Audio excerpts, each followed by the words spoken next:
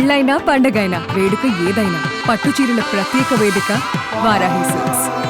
పచ్చకమర్లతో బాధపడే వారికి లోకమంతా పచ్చగానే కనపడుతుంది. చెడు అలవాట్లకు లోనైన వారికి ఎదుటి వారిని చూసి చెడుగానే అనిపిస్తుంది. ఆ దుర్మార్గుడు కూడా అలానే భావించాడు. తన భార్య మీద అనుమానపడ్డాడు.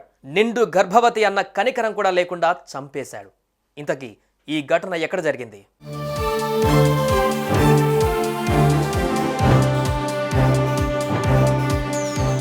ఇదిగో ఇక్కడ మనం చూస్తున్న ఈ యువకుడి పేరు సచిన్ సత్యనారాయణ. హైదరాబాద్ కాచిగూడకు చెందిన ఈ సచిన్కు 2021లో కాప్రాకు చెందిన స్నేహ అనే యువతితో ఇన్స్టాగ్రామ్లో పరిచయం అయింది. ఆ పరిచయం ప్రేమగా మారి 2022లో వారిద్దరు వివాహం చేసుకున్నారు. అప్పట్లో సచిన్ ఫుడ్ డెలివరీ బాయ్గా పనిచేసేవాడు. బాగానే సంపాదించేవాడు. వారి జీవితం హాయిగానే సాగేది. అయితే క్రమక్రమంగా సచిన్ చెడు అలవాట్లకు లోనయ్యాడు. మందుకు బానిసయ్యాడు. ఆ మనిషిలో రాక్షసుడు ఎంటర్ అయ్యాడు. అదే సమయంలో ఆ దంపతులకు ముద్దులొలికే ఓ కొడుకు పుట్టాడు. అప్పటికే చెడు అలవాట్లకు బానిసై ఆర్థిక ఇబ్బందుల్లో కూరుకుపోయిన సచిన్ ఆ బిడ్డను పాతబస్తీకి చెందిన ఎవరికో ₹1,00,000 అమ్మేసేందుకు ప్రయత్నించాడు. అప్పటిదాకా అతని టార్చర్ను ఎలాగలోగా భరించిన స్నేహ ఈ పరిణామంతో కుమిలిపోయింది. మొగుడి ఆలోచన గురించి కుషాయిగూడ పోలీస్ స్టేషన్లో రిపోర్ట్ ఇచ్చింది.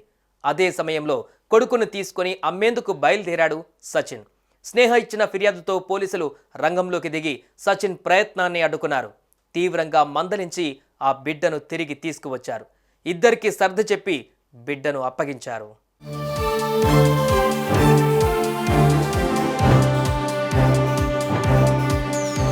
కొన్ని రోజులు గడిచాయి.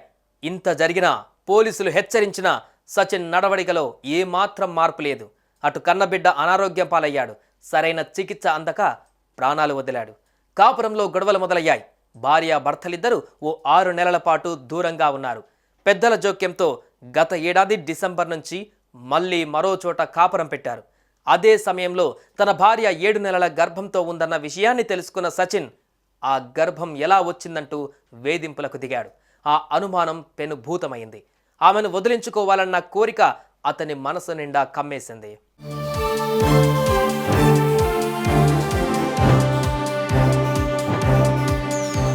ఈ నెల 15న మర్డర్ ప్లాన్ను అమల్లోకి పెట్టాలనుకున్నాడు. భార్య చేత బలవంతంగా మద్యం తాగించాడు. స్పృహలేని స్థితిలోకి చేరుకున్న స్నేహను తెల్లవారుజామున 5 గంటల ప్రాంతంలో ఆమె కడుపు మీద కూర్చున్నాడు. దిండుతో ముఖం మీద అదిమి ఊపిరి తీశాడు.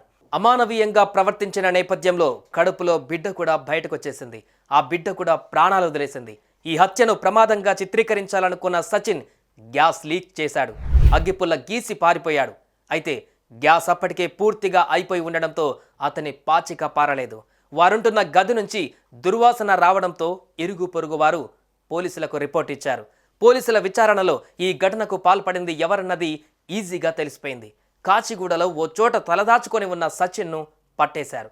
తమ స్టైల్లో విచారించేసరికి తన భార్యను ఎందుకు చంపింది, ఎలా చంపింది పూర్తిగా చెప్పేశాడు. ప్రస్తుతం జైల్లో ఊచలు లెక్క పెడుతున్నాడు. మొత్తం మీద మద్యం మహమ్మారి మరో 12 కుటుంబాన్ని కాలరాసేసింది. సుమన్ టీవీలో మీ పర్సనల్ అండ్ బిజినెస్ ప్రమోషన్స్ కోసం కింది నెంబర్కి కాంటాక్ట్ చేయండి.